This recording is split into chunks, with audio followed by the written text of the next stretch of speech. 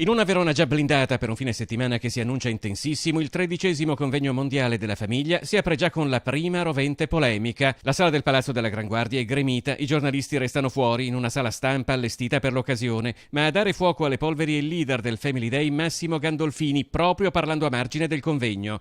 In Italia dal 1978 ad oggi sono stati uccisi 6 milioni di bambini, ha detto. La legge 194 è stata applicata soltanto negli articoli che permettono la soppressione di una vita e non in quelli che aiutano la maternità.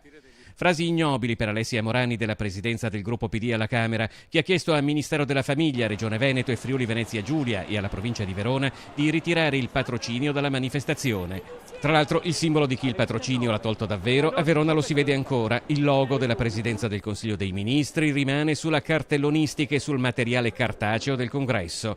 Nella nostra città chiunque ha il diritto di esprimere le proprie idee e di confrontarsi, ha detto il sindaco Federico Sboarina nel suo intervento, e in effetti a Verona non si parla d'altro, dentro e fuori il Palazzo della Gran Guardia. Stavo leggendo giusto adesso il Pro Family e non capivo cosa fosse sto Pro Family, perché mi chiedo chi sia contro la famiglia, nel senso io non lo sono, però sono sicuramente più per una famiglia di larga visione rispetto a quella che penso concepiscano loro. E per me la famiglia deve essere solo una unica, che è composta da un uomo e una donna che nell'eventualità fanno nascere e crescere i bambini.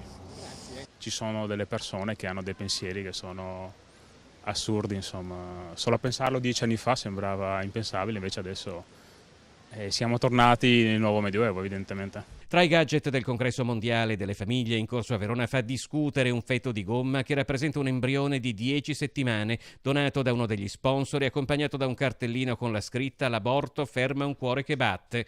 Estremamente chiaro sull'argomento è già stato il ministro dell'Interno Matteo Salvini, atteso sabato a Verona. Le conquiste sociali non si toccano, ha detto il leader leghista. Non si discute sulla revisione dell'aborto, del divorzio e della libertà di scelta per donne e uomini.